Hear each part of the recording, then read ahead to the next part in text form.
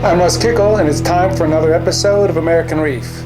Today we're heading back out to Mike Paletta's for part 2 of the DIY BioCube.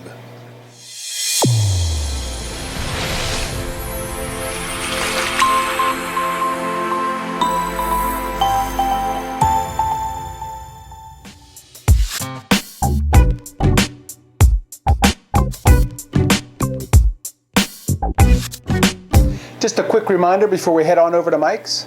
If you're new to reef keeping, go to AmericanReef.com and check out the Reef Tutor video series. Again, there's probably 200-ish videos over there that'll teach you how to keep a saltwater and coral reef aquarium. While you're there, if you're looking for what I think is one of the best fish foods on the planet, you can check out American Reef's HPD, and the link to it is in the bottom center of that page. Now let's head on over to Mike's, where it's approximately 6 to 8 weeks since we've last seen him.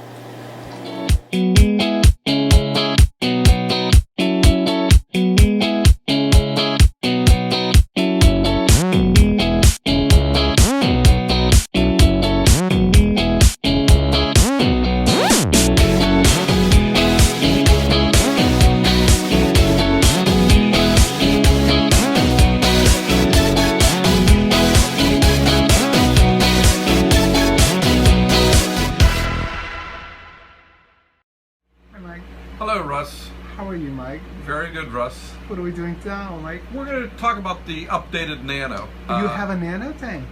Obviously, I love every fish and coral that I've ever come across, and I do like some of the little tiny fish. So if you put little tiny fish in a big tank with big fish, you end up with fatter, heavier big fish. So I ended up going with a Nano tank to do that, and also potentially to move some of my A-cans from my frag/quarantine tank into a tank that I could enjoy them in more with the fish and everything else. So sure. I set up a Nano tank. We showed how I did that. Right. I've learned several things. The first of which is, since this was a somewhat new concept for me, I'm always bigger tanks, bigger corals, more fish. Started off trying to do a few things in here that I've since had to change. In that initially I had the sand glued down to the bottom with a black silicone. Yes. Unfortunately, it seemed that the black silicone was toxic, and that everything I put in there, from snails to shrimp to corals, died within a day. Okay, well, so let's talk about that for a second. Meaning, you weren't foolish enough to think that, hey, everything's going to work right out of the gate. I have learned, unfortunately, the very, very hard way that nothing works right out of the gate. Right. And since I hadn't used this silicone before, I was smart enough to know I wanted to test it. I put those different organisms in. None of them survived very long. I don't consider a day very long.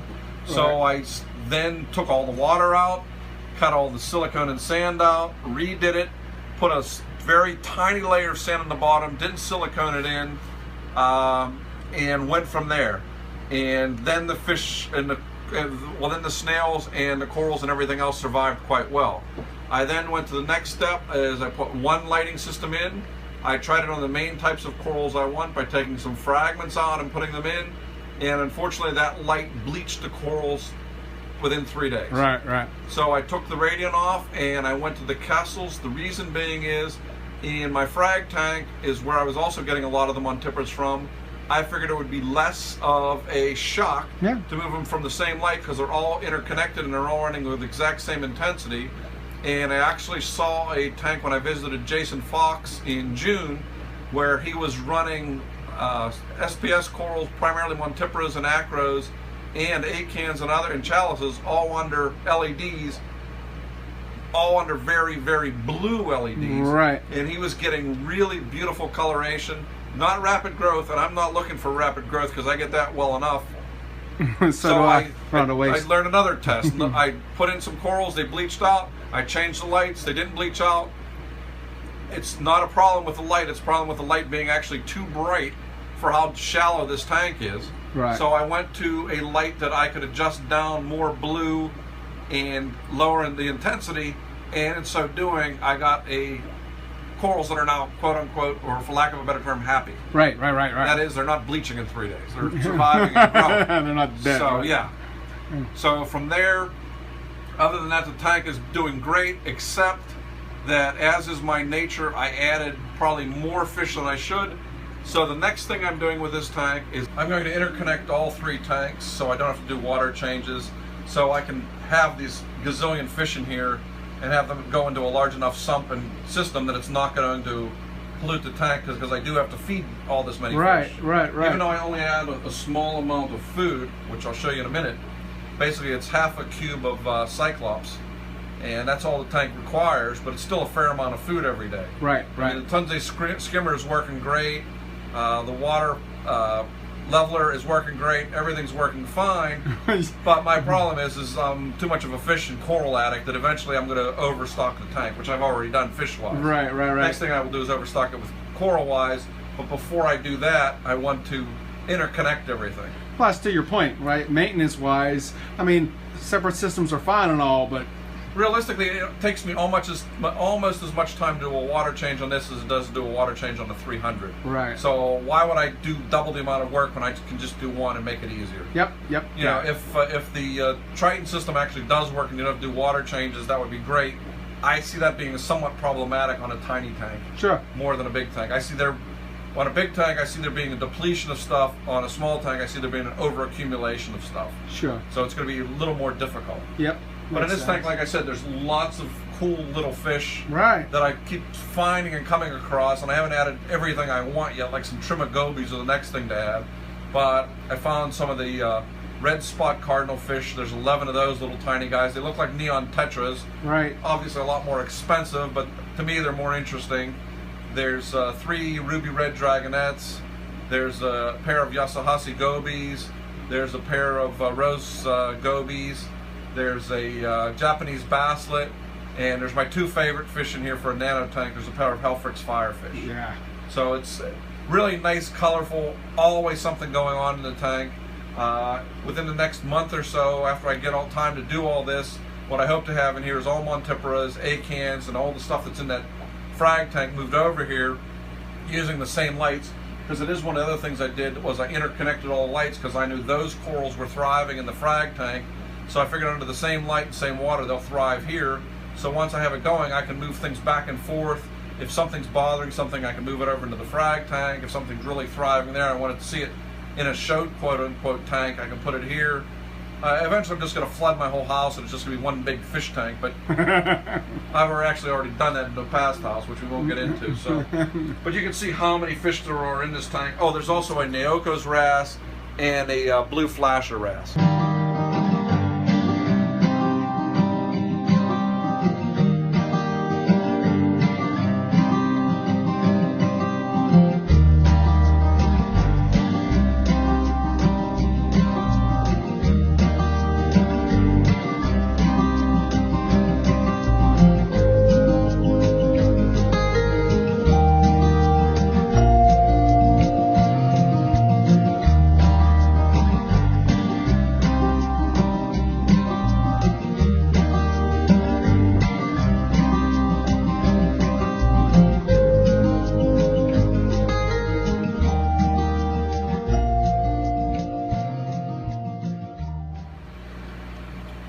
Okay, sir, so as an update, right? In other words, you installed the thing, you had some issues with that silicone. Right, had some issues with the silicone, had some issues with the light.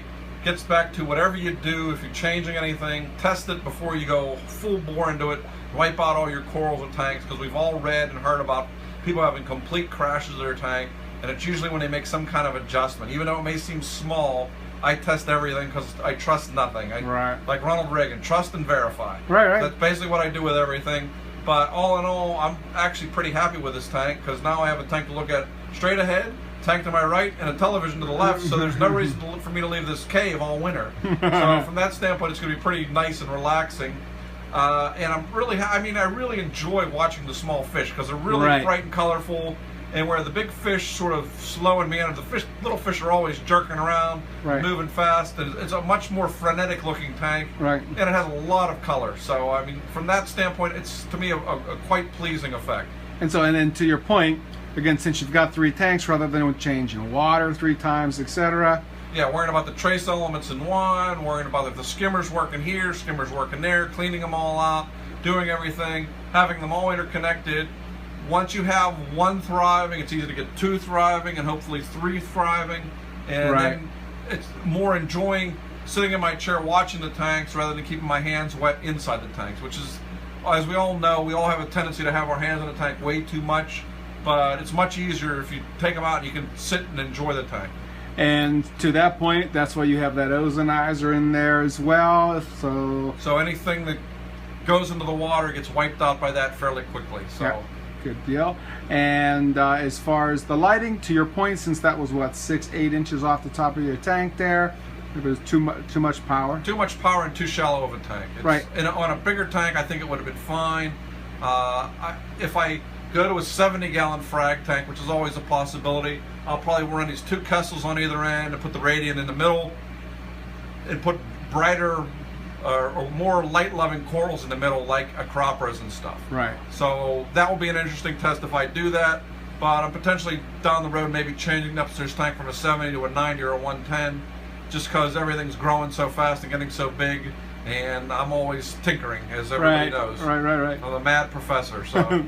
And okay, just to recap on the lighting, it was the Radeon Nano. It was Radeon X15 that I tried. Right. That worked perfectly. It did everything that the regular Radeon 2 Pro does. Right. It's just one puck.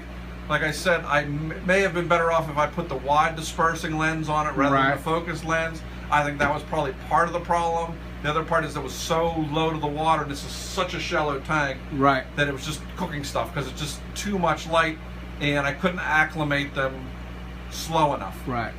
So it's not the light's fault, it's probably my fault, but as I said, I wanted to make it easier, so now when I want to transition things, the water's going to be the same, the light's going to be the same. I should have no problem transitioning corals over from this tank over to this tank, and since these corals are significantly rarer than most of the corals, right. I want to make sure if I lose one head that's worth $200, it paid for the light. So very much so. Right, and then you got Kessels on both of them. Right, same Kessels, the 350s, wide angle lenses, and they're turned down significantly, and they're significantly blue. Right, yeah. You can tell with the camera. And yeah, they're very blue lights. I mean, unlike Sanjay, I like the blue glowing colors. He likes the bright white and the natural colors. So everybody has differences of opinions of what they like, and that's the other thing that makes the hobby interesting. Yeah, exactly.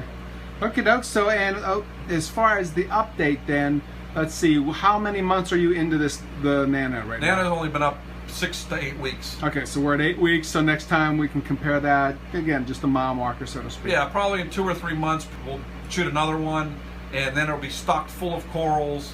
There'll probably be 4 or 5 more fish in it, and it'll all be adjusted over into the 300. Yeah, I guarantee it'll be back to more. I know it's hard to believe there'll be more fish in here, but there probably will be, just knowing my nature. Very good, sir. So again, thank you for your time, Michael. Thanks for watching.